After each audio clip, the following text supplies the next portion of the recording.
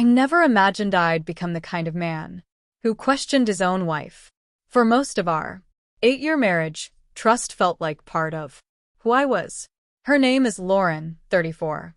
Blonde, quick-witted, with that effortless warmth that made everyone around her feel noticed. I'm Daniel, 40, a software engineer, the kind of man who brings home takeout after long shifts and kisses his wife's forehead before she falls asleep. Simple, dependable, predictable. At least, that's what I thought I was. The cracks didn't appear loudly, they whispered. A Phone turned face down more often. a laugh.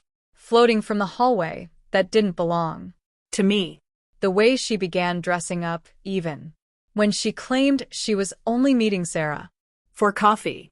I told myself it was nothing. People change after years of marriage.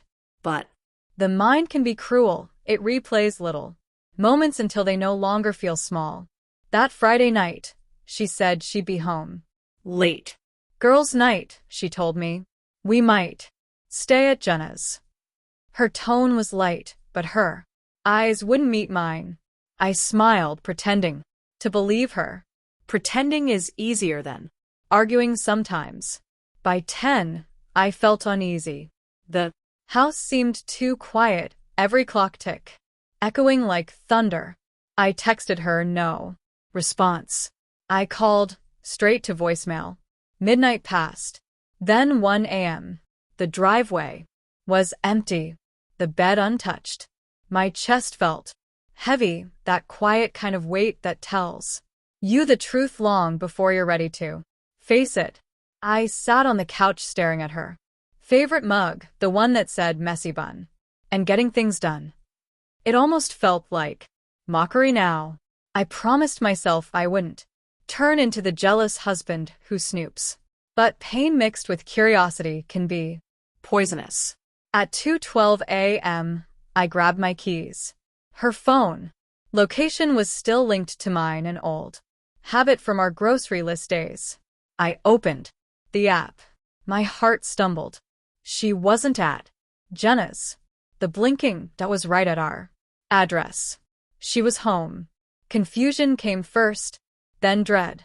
When I pulled into the driveway, the house was dark except for a faint yellow glow beneath the bedroom door. My palms were slick on the wheel. I sat there for a moment, staring at that thin light like it was challenging me to walk in. Inside, everything seemed untouched. Her shoes by the door, her purse on the counter, the faint scent of vanilla lotion in the Air. Upstairs, I heard faint movement. Every step up the staircase grew heavier. Part of Me wanted to turn back, to stay blind a bit longer. But the other half, the one slowly dying from suspicion, needed to know. I stopped outside our bedroom. Soft laughter drifted out. A man's laugh. My throat went dry. It wasn't just any laugh, it was familiar, confident. It took a few seconds to recognize it. And when I did, my stomach twisted so hard I had to grab the wall. It Was Ethan, my coworker, the man I'd introduced to her at the company barbecue months ago. They'd joked about wine, traded looks I'd convinced myself meant nothing. I Stood frozen, breathing shallowly. Every rational thought told me to walk away, to keep my pride. but pride feels like luxury when your heart's being torn apart in real Time. The door was slightly open. I pushed it.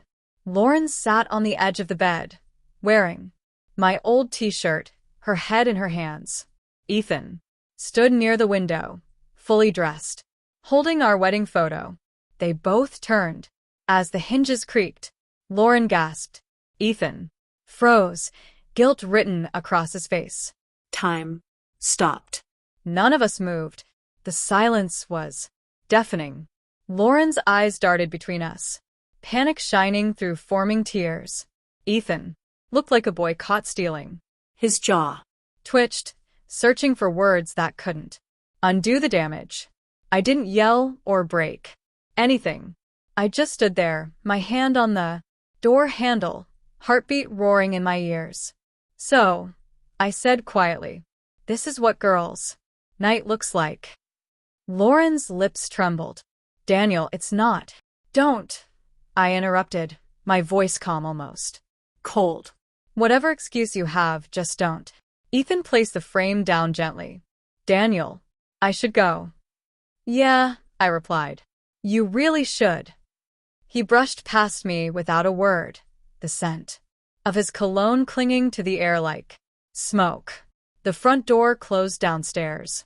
For a while, all I heard was the hum of the fridge, the ticking clock, and Lauren's soft sobs. She stepped closer, reaching out.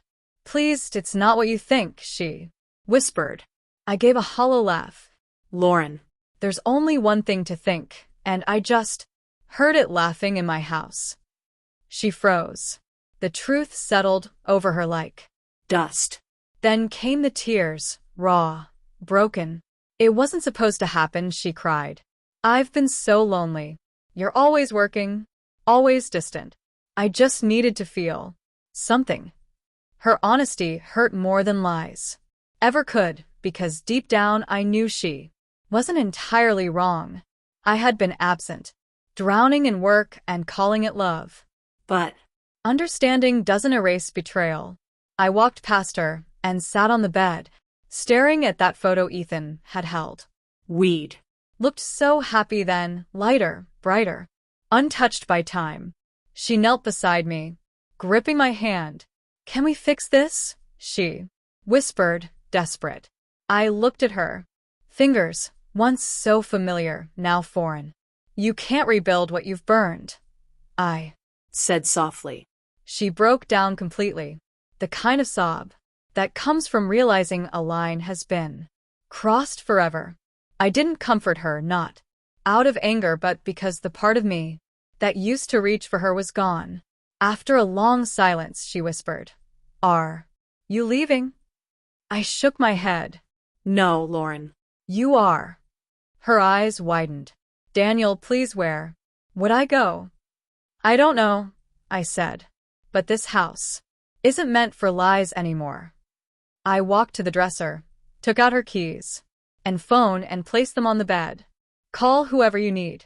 I won't stop you. The drive that night felt endless. I didn't know where I was heading. I just needed to move. Rain began halfway down the highway, painting the world in blurred streaks of orange and gray. I stopped at an empty gas station, turned off the car, and sat with my hands trembling. That's when it hit me, not just her betrayal, but the quiet truth beneath it. We'd both stopped showing up long before she cheated. She searched for attention. I hid behind work. Different choices, same result. I thought about the man I used to be, hopeful, trusting, believing love could survive anything if you worked hard enough. But love isn't about effort alone. It's about being present. And once that's gone, effort becomes a shadow. By sunrise, I was parked by the lake we used to visit when we first fell in love. The water was still, mirroring the pink of morning. I stayed there until the ache in my chest eased enough to breathe again. My phone buzzed, a message from Lauren. Just 2 words, I'm sorry. I stared at it, then deleted it. No anger, no hate, just quiet acceptance. Some stories don't end with shouting. Some end with a door creaking open, a single look, and the slow realization that the life you knew is over. I started the car, stared at the empty road, and whispered to myself, it's time. And for the first time in years, the word freedom didn't sound lonely. It sounded like peace.